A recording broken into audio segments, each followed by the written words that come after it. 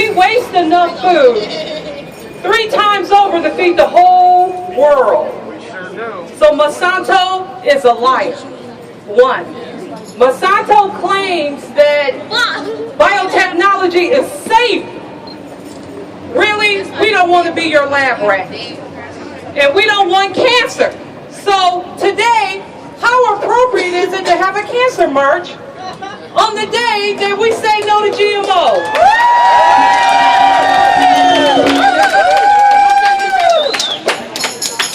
But one of the most important things that's happening not only inside of the United States in regards to our Farm Bill is the Trans-Pacific Partnership. Everyone say TPP. TPP. Who knew about the TPP before today? Who's going to go and learn further information about the Trans-Pacific Partnership? Right now is New Zealand and Australia, Brunei, Malaysia, Vietnam, Singapore, Canada, the United States, Mexico, Chile, and Peru. So who have heard of the North American Free Trade Agreement? And the North American Free Trade Agreement was authored under William Jefferson Clinton, Bill Clinton, in 1995.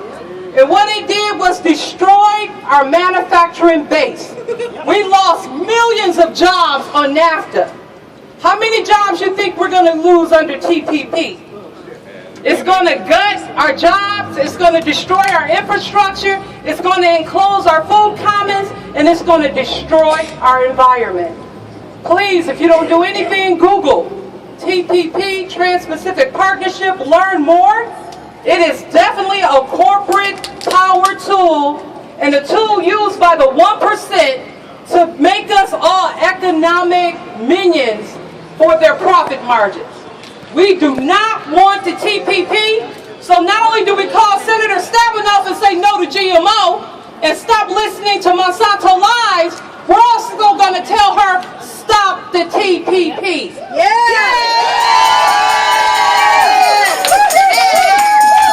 So, here in Detroit, we are part of a worldwide movement of farmers and peasants and scientists and students worldwide asking for our human dignity. This is what this is about.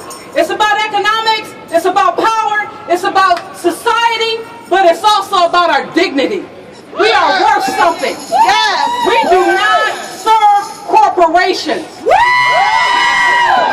We serve humanity, our families, our society. We should not have to grovel for the things we need to live.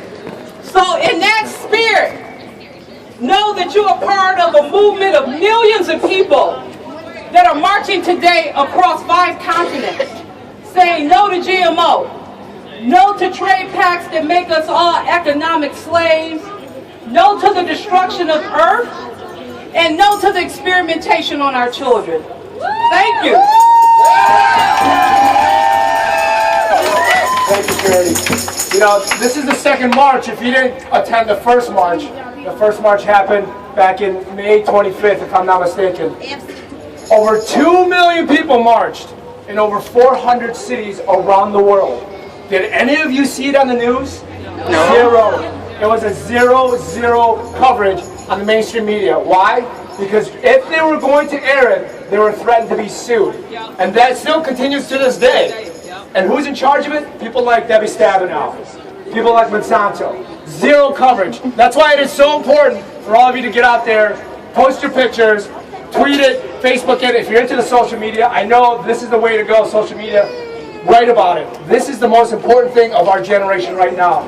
Could you imagine what it's going to be like 10 years from now? Let's imagine 20 years from now, if none of us marched, if we just quietly sat there and ate what they're giving us. 20 years from now, what is going to be the situation? Death. More sickness. It's going to be dire. So we're already 25 years in, and everything from breast cancer, food allergens have quadrupled in numbers. We went up over 1,000%. What if we sit back and do nothing?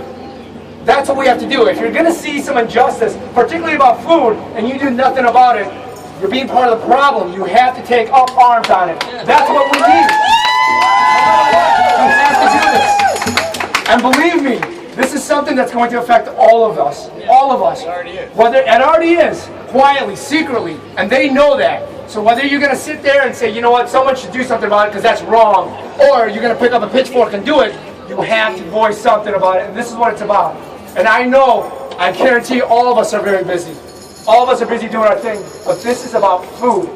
This is about food and water. The basic necessity of life. This is about food for all of us. And that's why we need to do this. That's why we need to let people know, like Debbie Stabenows, like people like Clarence Thomas. Michael Taylor, the former VP, CEO of Monsanto, is now the FDA Chief Food Operator. Does that make sense to you? Hell no, it doesn't make sense. And guess what? Every food that has come through the FDA, because the FDA has to approve it by a step-by-step process, every single food that has come for approval, he has approved it. Every single lawsuit that Monsanto has been sued for, Clarence Thomas has voted in favor of Monsanto. So you talk about conflict of interest, there it is right there. That's what's happening right now, and it's going to continue with all the food. 81 crops since 2011. We're at 2013. Alfalfa. Alfalfa is next. Legally planted. And who heard about the wheat in Oregon? In 1996, genetically modified wheat was tested in a field. The FDA back then, they shut it down. So what did Monsanto say? Oh, we got rid of everything. We shut the program down. We destroyed all the wheat. Well, guess what? Lies. What did they find in a vast field in Oregon? An entire field of genetically modified wheat. Nobody knows how it got there. And the number one reaction out of the government was, hey, don't worry, we're still going to save this, or we're still going to save our wheat production, and we're going to make sure our wheat export doesn't get ruined so we don't lose billions of dollars. It was never about, my God, the food has been tainted by wheat. How many kids have eaten it? How many people have eaten it? It was never about that. Not one mention about we have to go into the food supply and see who's eating it. Never about that. It was about we're losing billions of dollars because Russia won't buy it, because China won't buy it, because Japan won't buy it. Does that make sense to you? No, because it's about the money. It's about the corporation.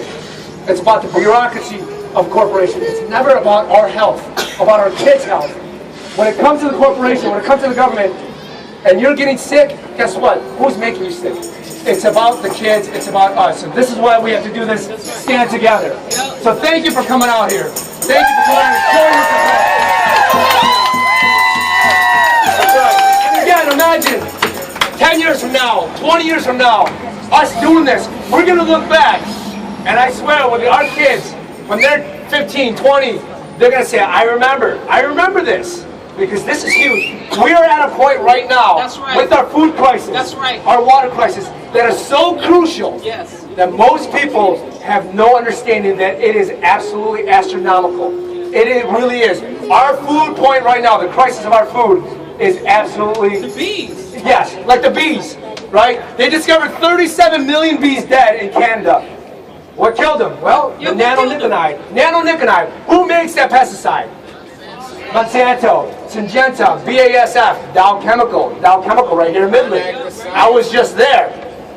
So it is pervasive and it is trickling down to every aspect. You're telling me that not only is Monsanto genetically modifying the bees, but they're also creating the pesticide to spray on those crops?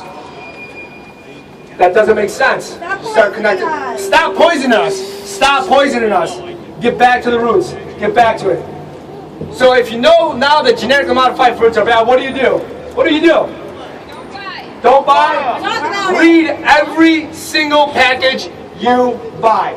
I go grocery shopping and I pick up, I turn it, and I read every single ingredient. Every single ingredient. If it's got soy protein, soy lecithin, corn, high fructose corn syrup for God's sakes, right? Saccharin. What's that? MSG, monosodium glutamate. Read every single thing that you buy. Because guess what? Don't you want to know what you're feeding your kids? Don't you want to know what your kids are eating? And if it's affecting your kids, I've heard so many stories. People say, you know, I see these kids, man, they're starting puberty at like 9, 10. Well, guess what? You're drinking the milk? What's in milk? RBGH, right? Bovine growth hormone. Bovine growth hormone. And the kids, are getting puberty faster. They're growing bigger, right? RBGH. On top of that, it produces the milk faster, right? So when they start milking the cows develop mastitis, an infection of the udder. So what do they do to combat that? Antibiotics. Antibiotics. More antibiotics. More antibiotics on top of RBGH. This is milk. This is milk we're drinking, and this is milk we're feeding our kids. And on top of that, this is milk or soy that is in the infant formulas.